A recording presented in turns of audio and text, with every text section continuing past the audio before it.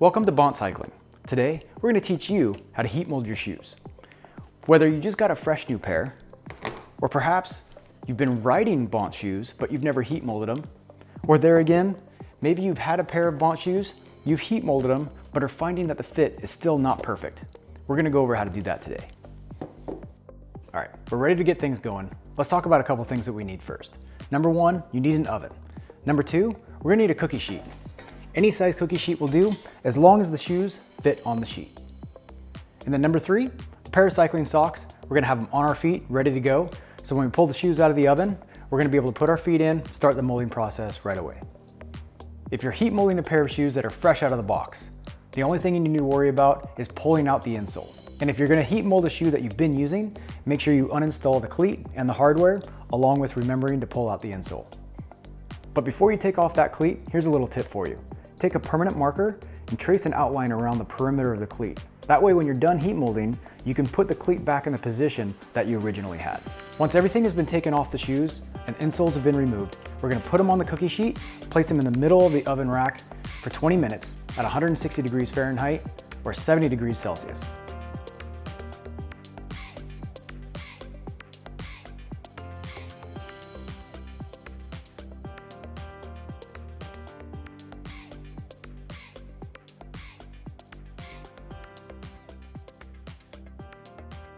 All right, so while those are cooking in the oven, let's go get our socks on. That way we're ready to go. When we pull the shoes out, we can get the molding process started.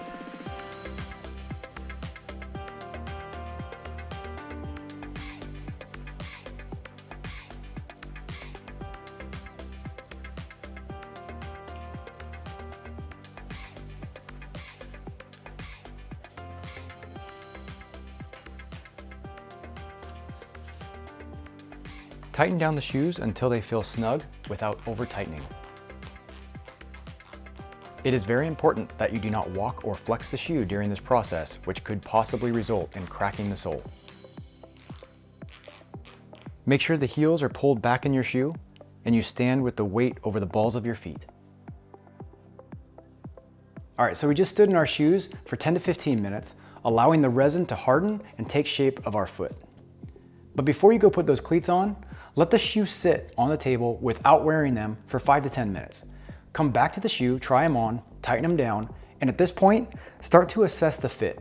Is there something that's maybe pressing in too tight or maybe too loose? This is where we can then remold them again and really harness in on getting that perfect fit.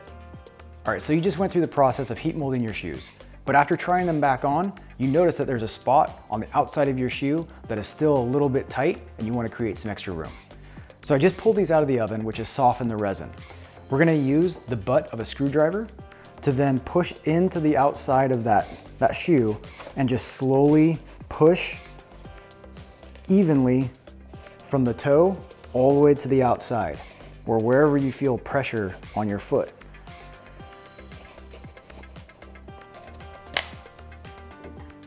I also noticed that the heel was just a little bit wide for me, so while I'm standing in the shoe and waiting for the resin to harden, I'm also going to take my hand and press inward on the heel, which is then going to help shape the heel of it so that I don't get any slip. Again, pulling your heels to the back of the shoe and standing with the weight over the balls of your feet.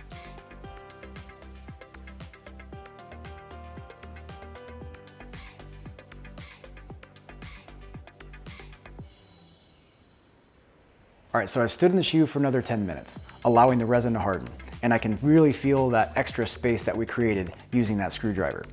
Also, pulling in on the heel helped a little bit. But before I put my cleats on, I'm gonna let them sit for another 10 minutes. Come back, try them on, and see if there's anything else that needs to be fine-tuned.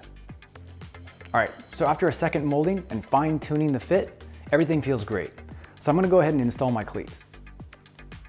All right, now before installing your cleats, always be sure to use some waterproof grease on your threads to prevent any seizing. And then remember, before we took the cleats off, we traced around the perimeter so we know exactly where the cleat goes.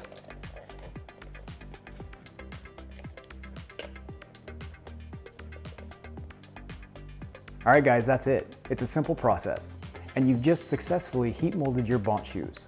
One of the best advantages of Bont shoes is that you can go through this heat molding process as many times as you like. So even if you've gone through the process once or twice and you recognize that there's a spot in the shoe that could really use some more attention, throw them back in the oven and dial in that fit.